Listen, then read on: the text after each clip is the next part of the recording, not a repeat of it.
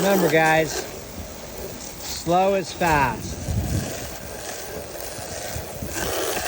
You guys can see how black these things, the gutters are super black. And I'm able to scrape all that up. So you wonder why. See how that limestone granule in there? You wonder why I don't just blow these out. Because if it were my house, I would want it done right. You know, you can blow these things out and walk away and collect your check, but I think it's really important to get the seam of the screen clean, to get all, this was full of black. This whole trough in here was full of black.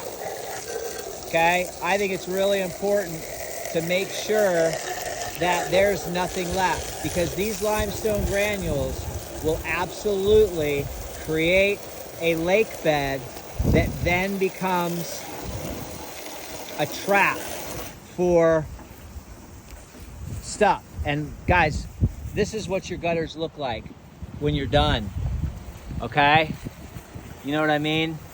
Absolutely pristine. Every downspout showing. Just beautiful. So, you know, do you have to rinse? No, you don't. But look, I'm getting an opportunity to rinse a little mud off there. So maybe when they get home, the homeowners will be like, wow, that looks really great. I noticed that, you know, stuff that the lawn guys left from the lawn mowers that got all over my planters is all rinsed off. So, see all that black right there? If I show you that black, it's right there. That whole gutter line through here, the reason I made this video is because that whole gutter line was full of that. Now you'd need a little SH or something to eat that up, but I'm not a big believer in putting a caustic in a gutter because it's pointless and because you end up burning the grass down below you unless you completely get everything soaking wet.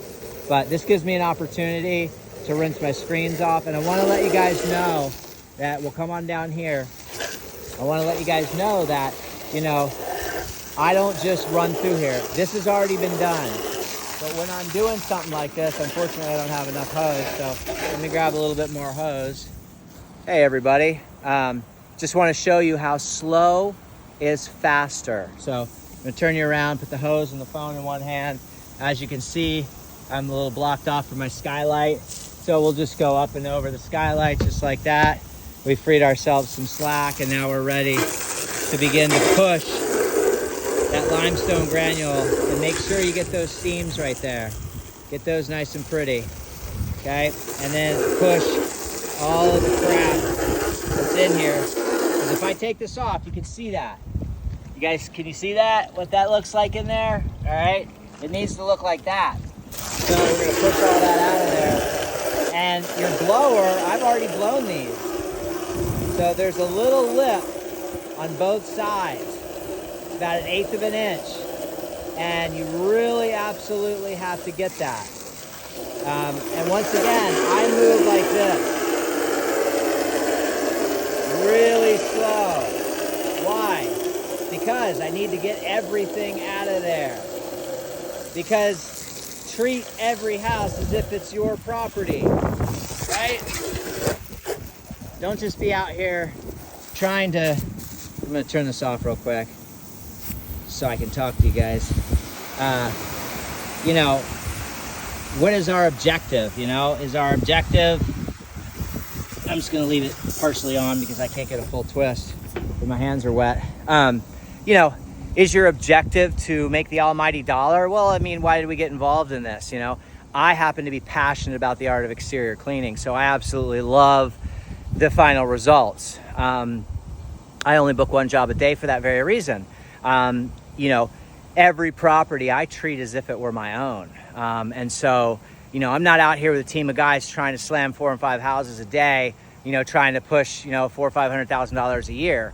You know what I mean? I need to live comfortably for my family and do the absolute best that I can and earn a reputation for myself.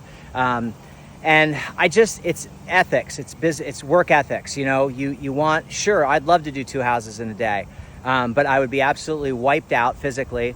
And I don't blow and go. I don't splash and dash. I treat every property as if it were my own. Are these guys gonna climb up on a ladder and come check out the top of their roof and make sure their gutters are perfect? No, they're not. You know, can you cut corners? Can you say you did things that you didn't do? You can, but you'll be out of business in no time, because eventually the universe has a way of catching up to you. Do the absolute best you can for you, and you will be just granted so much work you won't even know what to do with yourself. So do you need to rinse your gutters, flush them out? You don't, but I do it every time, because I leave beautiful, brand new looking gutters, and that makes me feel good. I also take after pictures, so I get to show my customers, hey, this is what your gutters look like before, this is what your gutters look like afterwards. And I even send them a link to my YouTube, videos that I put on there, so that they can check out what the top of their roof looks like and see if there's any structural damage or anything that needs repair. For instance, this cage could use a clean. If I turn you around here, I'm sorry, not a clean, a paint job.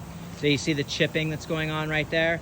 So real easy job. Come and sand some of those areas and put some nice paint on there. You wouldn't want to paint the entire cage because it'd be an absolute fortune. And you got brand new screens there. So, but you know, a little paint does things good. I just wanted to show you that work really slow when you're flushing those gutters out. So you push all those limestone granules out, and you have an opportunity to dig up some of that leftover muck and debris that's adhered to the gutters, because anything left in those gutters will cause a bottom that will allow things to get trapped. Once they start to get trapped, it accumulates and builds and builds and builds until eventually, during a heavy downpour, it all pushes towards the downspout, clogs the downspout. The gutters then become non-functional. Why do we have gutters? To divert the water. If those gutters are clogged and water comes up underneath that shingle, you've got plywood underneath there, you've got felt underneath there, and then you've got the shingle. If you cause water damage to your roof, you're into thousands of dollars in costly repairs, because those shingles need to be pulled up, the felt needs to be removed, and those 4x8 sheets of plywood, the sheeting for the roof has to be replaced. So, you know, have your gutters cleaned at least a couple times a year, depending on where you live and depending on how many trees are around you. But, you know, definitely every year, but I would do it a couple times a year, and have them flushed and have your downspouts snaked. Take care, everyone. Have a great day. This is gutter cleaning, guys.